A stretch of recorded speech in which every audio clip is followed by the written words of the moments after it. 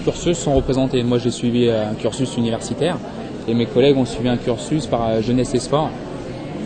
On n'a pas forcément que des collégiens et des lycéens, aussi, on a aussi des personnes qui sont en insertion, qui essayent de trouver un travail, qui veulent changer carrément d'orientation.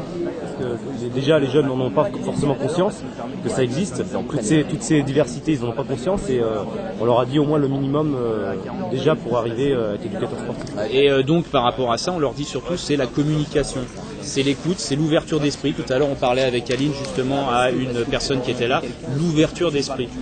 Cette motivation est ce qu'on a au fond du cœur d'aller offrir à nos petits. On peut avoir 17 ans, tout comme on peut en avoir 50, c'est pas un souci.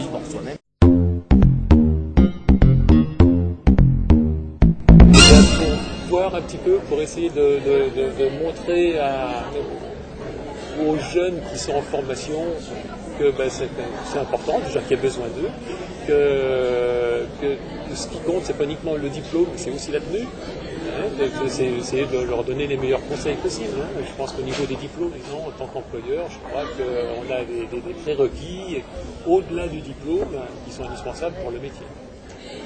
Donc je propose dans le cadre du Greta Estesson ici à Étampes, on a un petit organisme qui s'appelle APP.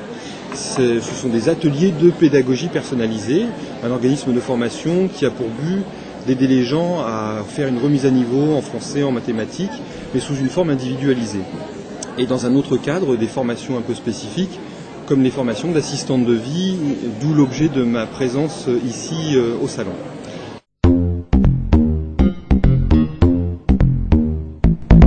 Alors moi, ça fait plusieurs fois que je fais le salon. Donc cette année, nous avons eu des personnes pour l'école d'aide-soignante, donc des personnes qui sont en cours de BEP sanitaire et social, qui sont en 4e, en 3e.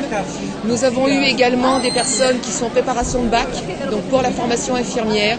Et nous avons quelques personnes qui sont soit travailleurs dans d'autres entreprises et qui veulent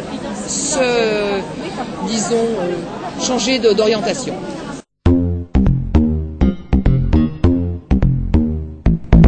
Ils arrivent avec une idée du social et là ils posent des questions concrètes sur comment ça se passe quand on intervient auprès d'une personne, si le cursus habituel et pas habituel, parce que ces enfants arrivent en ayant des cursus tellement multiples.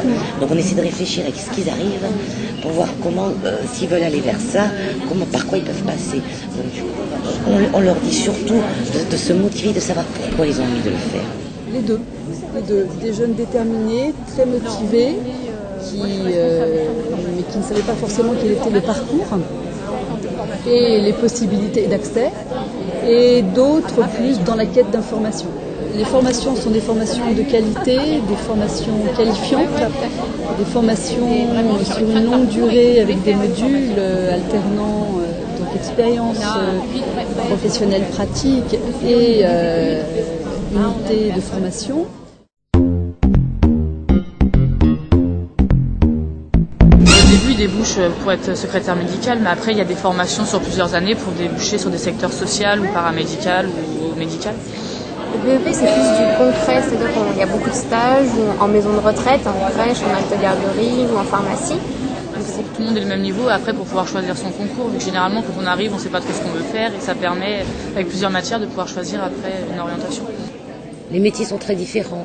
Il y a à la fois des métiers du travail social, assistante sociale, conseillère en économie sociale et familiale. Il y a des métiers de l'animation.